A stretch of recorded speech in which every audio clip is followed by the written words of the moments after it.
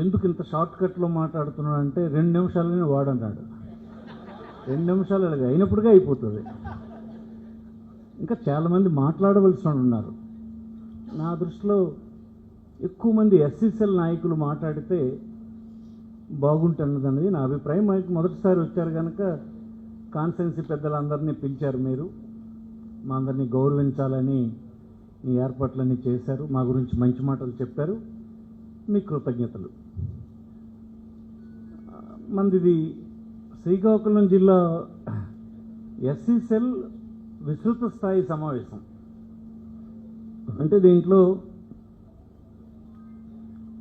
మీ state president ఉన్నారు, state ఎగ్జిక్యూటివ్లో పనిచేస్తున్న ప్రముఖులైన నాయకులు ఉన్నారు,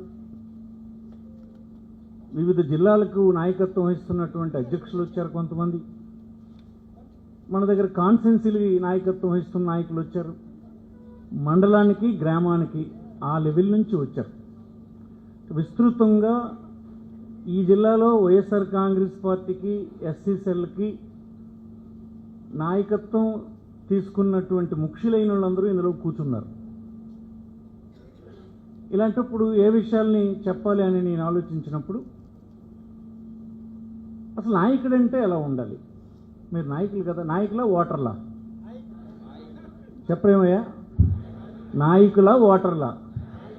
నాయకులైతే నాయకుల్లాగా మనం ప్రవర్తించాలి. నాయకుడికి ఒక ప్రత్యేకమైనటువంటి ఒక పద్ధతి ఉంటుంది, ఒక బాధ్యత ఉంటుంది, ఒక నడవడిక ఉంటుంది. ఓటర్ అయితే అవసరం లేదు. సామాన్యమైన ఓటర్ అయితే ఇవన్నీ ఎందుకు? ఇలా మామూలుగా కూర్చోబెట్టి చెప్పడం ఇవన్నీ అవసరమే లేదు. మీరు నాయకత్వం వహిస్తున్నారు. నాయకత్వ బాధ్యతలు తీసుకుంటున్నటువంటి వాళ్ళు నాయకుడిలాగా ఎదగాలి. ఎదగాలంటే నువ్వు కొన్ని ప్రత్యేకతలు కలిగి ఉండాలి. ఇతరుల కంటే నువ్వు నీ నాయకత్వాన్ని యాక్సెప్ట్ చేయాలంటే నీ చుట్టూన్నోళ్ళు నీకు నాయకుడిగా వారు అంగీకరించాలంటే నువ్వు ప్రత్యేకంగా కనిపించాలి. నీ నడవడికి ప్రత్యేకంగా కనిపించాలి. నీ ప్రవర్తన అన్నీ నీవు చేస్తున్న పని, నీ ఆలోచన ధోరణి, నీ మాట తీరు అన్నీ ప్రత్యేకంగా ఉంటేనే నీకు నాయకుడిగా యాక్సెప్ట్ చేస్తారు. అలాగే నువ్వు బలపడిన ద్వారా ఈ జిల్లాలో వైఎస్ఆర్ కాంగ్రెస్ పార్టీ మీ అందరి బలమే వైఎస్ఆర్ కాంగ్రెస్ పార్టీగా రూపుదిద్దుతుంది. అందుకోసం మనం పార్టీలో బాధ్యతలు తీసుకున్నటువంటి వాళ్ళు ఇష్టం వచ్చినట్టు ప్రవర్తించడానికి లేదు. పార్టీ గౌరవాన్ని, పార్టీ అవసరాన్ని, మన భుజాల మీద ఉన్నటువంటి భారాన్ని అంతటినీ గమనిస్తూ నడవాలి. అలా నడుస్తారని మిమ్మల్ని అందరినీ కోరుతూ ఉన్నాను. ముందుగా మీ అందరికీ అభినందనలు కూడా.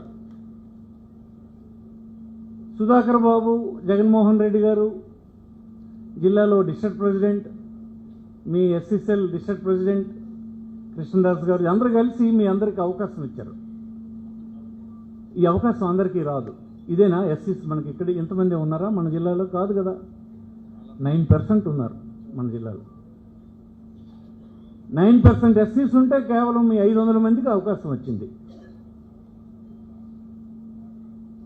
అంటే మీరు వచ్చిన ఈ అవకాశాన్ని మీరు వినియోగించుకోవాలి. మిగతా వాళ్ళందరికీ అవకాశం రాలేదు కదా. ఈ అవకాశం కూడా ఎప్పుడు మనం వినియోగించుకోవాలి? అపోజిషన్లో ఉన్నప్పుడే వినియోగించాలి. అధికారంలో ఉన్నప్పుడు మనం కొన్ని సందర్భాల్లో తల ఉంచుకొని వెళ్ళవలసి వస్తుంది. కానీ అపోజిషన్లో ఉన్నప్పుడే మనం తలెత్తుకొని ప్రశ్నించి ఈ ప్రభుత్వానికి బాధితులైనటువంటి వాళ్ళు వెంబడి నిలబడి వారి అవసరాలను తీర్చి గౌరవాన్ని పొందేటట్టుగా మనం పనిచేయాల్సినటువంటి అవసరం ఉందని మీకు మనవి చేస్తుంది. అందరూ కూటమి ప్రభుత్వం అంటారు. కూటమి ప్రభుత్వం అనేది ఏం లేదు. తెలుగుదేశం ప్రభుత్వం ఈ రాష్ట్రంలో పరిపాలన చేస్తుంది. ఊరికనే మనలందరికీ అలవాటు అయిపోయింది కూటమి మాట్లాడితే కూటమని. ఈ కూటమి అంటే ఇది ఎక్కడో ఉందని చాలామంది జనం అనుకుంటున్నారు. కూటమి అనేది ఏటి లేదు. బీజేపీ రోలు జీరోనే ఇక్కడ ఈ స్టేట్లో. దినదినం జరుగుతున్నటువంటి పరిపాలనా వ్యవహారాల్లో బీజేపీ రోలు కూడా ఏం లేదు. అలాగే జనసేన రోలు కూడా ఏం లేదు. అందుకోసం మనకు టీడీపీతో మనకు శత్రువు టీడీపీతోనే మన యుద్ధం. మీరు కూడా కూటమి అనకండి. పోనీ ఎవరో రాసుకుని వాళ్ళు టీడీపీ వాళ్ళు మాత్రం ఎప్పుడు కూటమని రాస్తారు. అంటే వాళ్ళొక్కడి మీద ఈ పాపమంతా పడిపోకుండా ఉండడానికి కూటమి అంటే అందరూ సర్దుకుంటుంది అనుకుంటున్నారు. కూటమి గీయట్లేదు, ఇది టీడీపీ పాలన. ఈ పాలనలో ఉండేటువంటి లోపాలన్నీ మనం ఎత్తి చూపాలి, టీడీపీకే అది అంటగట్టాలి. మనకు రేపు శత్రువు కూడా టీడీపీనే. అందుకోసం ఇది మీరు దృష్టిలో పెట్టుకోండి. సుధాకర్ మాతో కలిసి శాసనసభ్యులుగా కూడా పనిచేశాడు.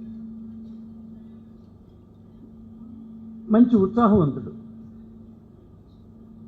శాసనసభలో అతని పెర్ఫార్మెన్స్ చాలా బాగుండేది. జగన్మోహన్ రెడ్డి గారు మంచి వ్యక్తినే ఎస్ఎస్ఎల్కి అధ్యక్షుడిగా పెట్టాడు. సుధాకర్కి మంచి భవిష్యత్తు ఈ రాజకీయ పార్టీలో, మన పార్టీలో ఉంటుందని నేను నమ్ముతున్నాను, ఉండాలని కోరుకుంటున్నాను. అలాగే ఈ టీంలో పనిచేస్తున్న మీ అందరికి కూడా మంచి గుర్తింపు వస్తుంది. ఈ టీంలో ఈ పీరియడ్ మీరు చేస్తే మీ అందరూ రికగ్నైజ్ చేయబడతారు, సమాజంలో రికగ్నైజ్ చేయబడతారు, పార్టీలు కూడా రికగ్నైజ్ చేయబడతారు. ఎందుకంటే చాలా హెరాస్మెంట్ జరుగుతుంది ఇప్పుడు. మీకు పౌరులందరికీ, సమాజానికి ఒక హెరాస్మెంట్ జరుగుతుంది. ఈ హెరాస్మెంట్లో నిలబడి మిగతా ఆప్తులను ఆదుకొని వాళ్ళని నిలబెట్టి ధైర్యం చెప్పి ముందుకు నడిపిస్తే మీ అందరికీ గుర్తింపు వస్తుందని గట్టిగా పనిచేయాలని మిమ్మల్ని అందరినీ కోరుతూ ఉన్నాను. ఒక రాజకీయ పార్టీని ఎంచుకునేటప్పుడు ఎందుకు వైఎస్ఆర్ పార్టీని ఎంచుకున్నామని అంటే మీరేం ఆలోచిస్తారు? మరి ఎందుకు టీడీపీకి వెళ్ళిపోలేదు, కాకపోతే ఎందుకు జనసేనకి వెళ్ళిపోలేదు, ఎందుకు ఇంకో పార్టీకి బీజేపీకి వెళ్ళిపోలేదు, ఎందుకు వైఎస్ఆర్ పార్టీలోనే మనందరం ఉన్నామని అంటే ఇది ఈ సమాజంలో ఉండే అట్టడుగు వర్గాలు, పేద వర్గాలు, రైతులు, ఇట్లాంటి కష్టజీవులు తరఫున పనిచేసేటువంటి ఒక రాజకీయ పార్టీ కనుక మనందరం ఇందులో ఉన్నాం. మీరు ఎక్కడ ఎవరు అడిగినా ఇదే చెప్పాలి. ఎందుకు వైఎస్ఆర్ పార్టీలో మీరు ఉన్నారంటే దీనికోసం ఉండాలి. ఈ పార్టీ అధికారంలోకి రావాలని మనందరం ఎందుకు కోరుకుంటామని అంటే ఈ వర్గాల ప్రయోజనాల కోసం ఈ పార్టీ పనిచేస్తుంది కనుక ఈ పార్టీలో మనందరం ఉన్నాము అన్నటువంటి విషయాన్ని ఎప్పటికప్పుడు మీరు జ్ఞాపకం చేసుకోవాలి.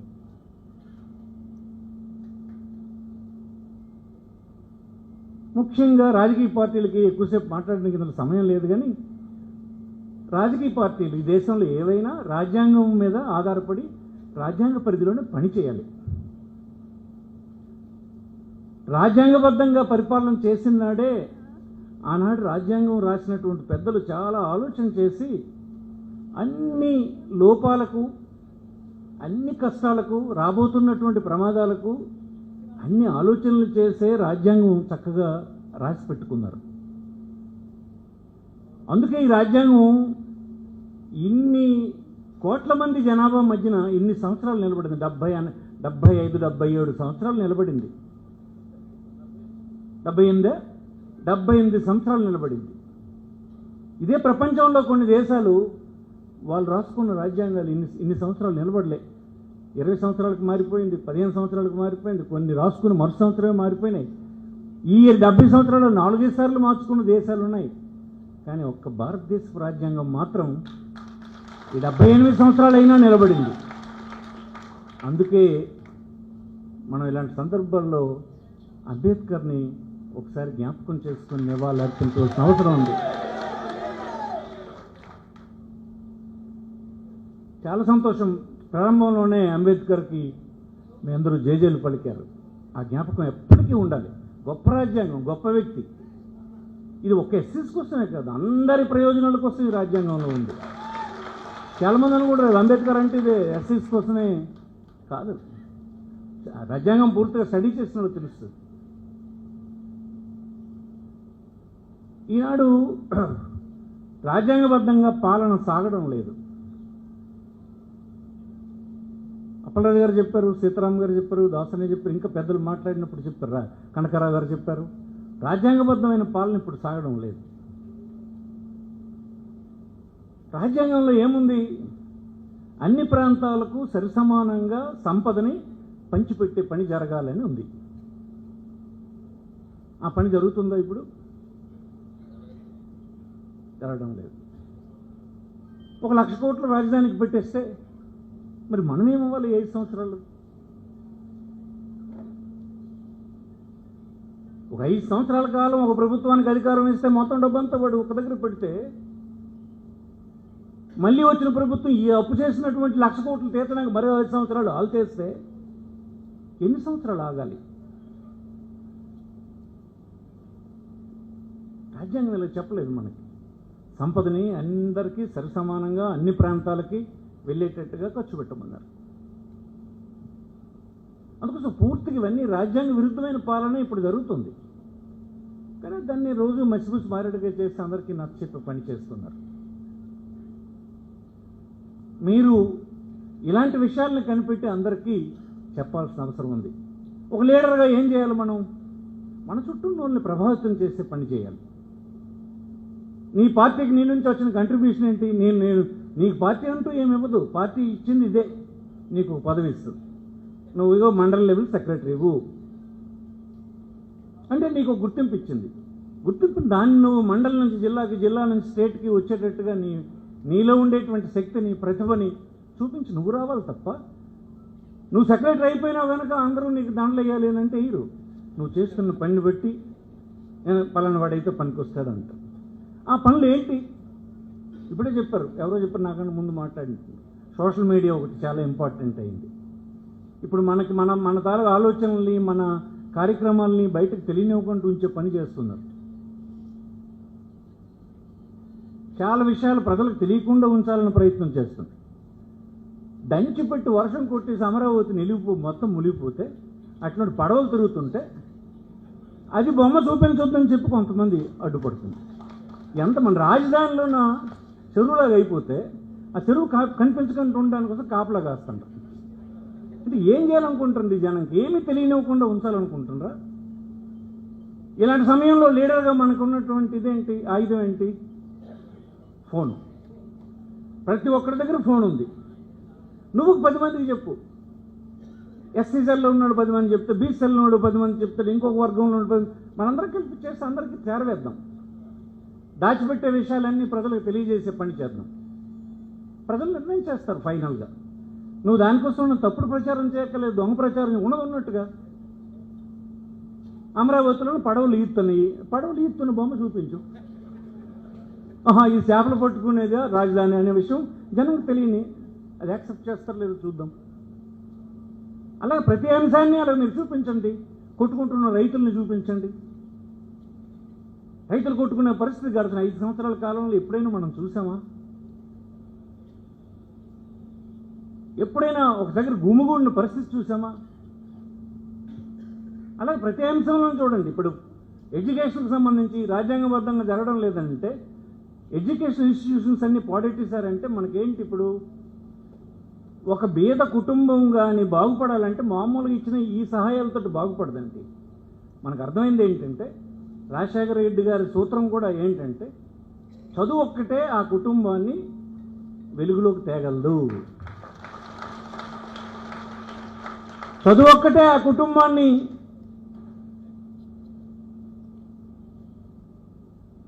ఇతర అభివృద్ధి చెందినటువంటి కుటుంబాల స్థాయిని నిలబెట్టగలదు. ఒక్క కుటుంబానికి ఒక్కడొస్తే చాలు, ఆ కుటుంబం పరిస్థితులు మారిపోతాయి. ఆ కుటుంబంలో ఉన్నటువంటి వాళ్ళందరినీ వాడు లాగుతాడు. వాడి చుట్టూ ఉన్నటువంటి కుటుంబాలని కూడాను వాడు మంచి లీడర్షిప్ ఇవ్వగలుగుతాడు. అందుకే కదా అప్పటి నుంచి రాజశేఖర రెడ్డి చేసిన కృషి వల్లనే ఈవేళ మన గ్రామాల్లో చిన్న చిన్న కుటుంబాల్లో ఉన్నటువంటి పిల్లలు ఈరోజు అమెరికాలో ఉండి చదివించుకొని హాయిగా కుటుంబాలన్నీ మార్పులు వచ్చినాయి. మంచి ఇల్లు వచ్చింది, మంచి లివింగ్ స్టాండర్డ్స్ వచ్చినాయి, అందరూ మార్పు వచ్చింది. ఇదైనా ఒక్కసారి వస్తుంది. ఎన్నాళ్ళు కేవలం ఈ సంక్షేమ పథకాలు ఇచ్చుకుంటూ పోయినంత మాత్రాన్ని కూడా మారిపోదు. అందుకోసం ఎడ్యుకేషన్ అనేది చాలా ముఖ్యమని ఆయన గమనించి అది పెట్టించారు. అది ఇప్పుడు నిర్వీర్యం చేశారు. ఈ అంశాల మీద మనం గట్టిగా పోరాడవలసిన అవసరం ఉంది. ప్రజాస్వామ్యంలో పోరాడడం అంటే మనమే రాళ్ళు పట్టుకోకలే, కత్తులు పట్టుకోలే. మిగతా ప్రజల్ని మార్పించే పని మనం చేయాలి. ముఖ్యంగా ఎస్సీస్లో ఉన్నటువంటి లొకాలిటీస్లో ఏమవుతుందంటే మనల్ని ఎడగొట్టే పని చేసేస్తారు ఈజీగా. ఎప్పుడు అవకాశం దొరికినప్పుడు మన శత్రువులు ఏం చేస్తారంటే మన కుటుంబాన్ని 2 వర్గాలు చేసే పని చేస్తారు. అవతల కూడా ఒక 4 పోలీస్ స్టేషన్ తీసుకెళ్తాడు, యువతలో కూడా 4 పోలీస్ స్టేషన్ తీసుకెళ్తాడు, కేసులు పెట్టించేస్తారు. పెట్టించి వీళ్ళు తన్నుకునేటట్టుగా ఉంచి వాళ్ళ అవసరానికి ఎన్నికలకు వాడుకుంటారు. దానికి దొరకకుండా నడిపించాల్సిన బాధ్యత మీదే అని మీకు మనవి చేస్తున్నాయి. నాయకులదే తన్నుకుంటే తన్నుకొని కేసులు పెట్టుకొని ఎలక్షన్ వస్తే మాత్రం మన తాలూకు జీవితాలని వెలుగులోకి తీసుకొచ్చే రాజకీయ పార్టీని నిలబెట్టడానికి మాత్రం మనం ఇంటెలిజెంట్గా వ్యవహరించాలి అన్నటువంటిది బుర్రలోని అందరికీ ఎక్కించే పని చేయాలని మీకు మనం చేస్తుంది. లీడర్షిప్ అంటే ఇది, మీరేం సాధారణమైన ఓటర్లు కాదు మీకు అన్ని విషయాలు చెప్పడానికి. ఇది ఈ జిల్లాలో ఎస్సీ సంఖ్య తక్కువ, 10% ఉంది ఎస్సీ పాపులేషన్. ఇదే ఈస్ట్ గోదావరి, వెస్ట్ గోదావరి, కృష్ణా, గుంటూరు, ప్రకాశం, నెల్లూరు, అలాగే రాయలసీమలో ఉన్నటువంటి జిల్లాల్లోన 22, 25, 28% జనాభా ఉంటుంది ఎస్సీస్. అందుకే అక్కడ సీట్లు గెలవడం ఈజీ, ఇక్కడ మన దగ్గర సీట్లు గెలవడం కష్టం. ఎస్సీస్ అనుకూలంగా వైఎస్ఆర్ పార్టీకి ఉంటారు కనుక ఆ సంఖ్య తక్కువ ఉండడం వల్ల ఇక్కడ సరిపోవడం లేదు గెలవడం. అదే అక్కడ ఎక్కువ ఉంటుంది కనుక ఈజీగా సీట్లు గెలవడానికి అవకాశం అక్కడ ఉంది. మన 8 సీట్లలో కూడా ఒక సీటు కూడా ఎస్సీస్కి రిజర్వేషన్ ఇక్కడ లేదు. ఈసారి గవర్నమెంట్ వచ్చినప్పుడు నేను వేదిక మీద ఉన్న పెద్దలతో సహా నేను కూడా ఈసారి జగన్మోహన్ రెడ్డికి చెప్తాను, ఇక్కడ ఎవరు ఎస్సీస్కి రిప్రజెంటేషన్ ఎమ్మెల్యేగా రిజర్వేషన్ కోటాలో రావడం లేదు కనుక వారికి ఒక జిల్లా స్థాయి పోస్ట్, ఎమ్మెల్సీ కానీ కాకపోతే జిల్లా పరిషత్ కానీ సెంట్రల్ బ్యాంక్ కానీ ఒక పోస్ట్ ఎస్సీకి ఇవ్వాలి. అందరూ సరిసమానంగా ఆ రాజకీయ అధికారాన్ని పంచుకొని సోదరభావంతో ముందుకు తీసుకెళ్లవలసినటువంటి అవసరం ఉంది. మనకు ప్రత్యేకంగా ఈ భావజాలాన్ని మనకు నేర్పారు, రాజశేఖర రెడ్డి నేర్పాడు, తర్వాత ఆయన కుమారుడు జగన్మోహన్ రెడ్డి కూడా నేర్పాడు. ఎన్నో ఎస్సీస్ అందరినీ మనం మిగతా ప్రాంతాల్లో ఉన్న ఎస్సీస్ని కూడా మన హక్కును చేర్చుకొని మన వారి కష్టసుఖాల్లో మనం పాలు పంచుకొని అందరినీ ఒకవైపు నడిపించే పని చేయాలని మిమ్మల్ని అందరినీ కోరుతూ, సుధాకర్ 10 జిల్లాలు తిరిగాడు ఇప్పటికీ. అంటే మనం మొత్తం ఇప్పుడు 26 జిల్లాలు అయితే 10 జిల్లాలు ఇప్పటికే తిరిగేశాడు. మన దగ్గర అనేకమైన విభాగాలు ఉన్నాయి పార్టీలో, ఎస్సీ సెల్ అని, రైతు విభాగం అని, విద్యార్థి విభాగం అని, మహిళా విభాగం అని, యువజన విభాగం అని, రకరకాల కార్మిక విభాగం అని ఉన్నాయి. వాళ్ళెవరూ ఇంక జిల్లాలు తిరగడం ప్రారంభించలే. కానీ ఎస్సీ విభాగం మాత్రం 10 జిల్లాలు ఇప్పటికే తిరిగారు అని అంటే చాలా యాక్టివ్గా ఈ విభాగం పనిచేస్తుందని ఎవరైనా చెప్పొచ్చు. మిగతా జిల్లాలు కూడా తిరగండి. ఫస్ట్ రౌండ్ అయిపోయిన తర్వాత ఎప్పుడు మమ్మల్నే పిలిచి మీరు చేయక్కర్లేదు, మేము పిలిచి మాతోటే మాటలతో టైం అంతా అయిపోతుంది. కొద్దిగా మేము లేకుండా కూడా మాట్లాడండి, మాట్లాడే కార్యక్రమాలు పెట్టుకోండి. చిన్న చిన్న హంగామాతో కాకుండా చిన్న మీటింగ్లు పెట్టుకుంటూ ఎగ్జిక్యూటివ్ ఒకలాయి, విస్తృత సమావేశం ఒక స్థాయి పెట్టుకుంటే ఎప్పటికప్పుడు కలుస్తుండండి. 10 మంది కలిసి 10 మందికి మాట్లాడించే అవకాశం ఇస్తే రకరకాల అభిప్రాయాలు అందులో వస్తాయి. మాట్లాడినటువంటి వాళ్ళందరూ నా సలహాలు పార్టీకి అందించానన్నటువంటి సాటిస్ఫాక్షన్తో పార్టీకి అంటిపెట్టుకుని ఉంటాడు. ఎక్కడ డిస్ట్రిక్ట్ ప్రెసిడెంట్కి కానీ మండల ప్రెసిడెంట్ కానీ చెప్తే ఎక్కడైనా మీరు మీటింగ్ పెడితే మీరు మాట్లాడి వెళ్ళిపోవడం కాదు, మాట్లాడించండి, ఎక్కువ మందిని మాట్లాడించండి. ఎంత ఎక్కువ మంది మాట్లాడితే అంత పటిష్టం అయిపోద్ది విభాగం. మాట్లాడిన ప్రతి ఒక్కడు నాది పార్టీ అన్నటువంటి భావన వాడికి మాట్లాడించకుండా ఉన్నప్పుడు కలగదు, మాట్లాడిస్తే కలుగుతుంది. ఎక్కువ మందిని మాట్లాడించండి, మాట్లాడించాలి, అభిప్రాయాలు చెప్పండి, వినండి, నడిపించండి. మీకు మీ వలన వైఎస్ఆర్ పార్టీకి మంచి భవిష్యత్తు ఉంటుందని నేను నమ్ముతూ, సుధాకర్ నాయకత్వంలో ఈ విభాగం మంచి కంట్రిబ్యూషన్ వైఎస్ఆర్ పార్టీకి అందించగలదని నేను నమ్ముతూ మీ అందరికీ పేరు పేరున హృదయపూర్వక అభినందనలు తెలియజేస్తూ సెలవు తీసుకుంటాను. నమస్కారం.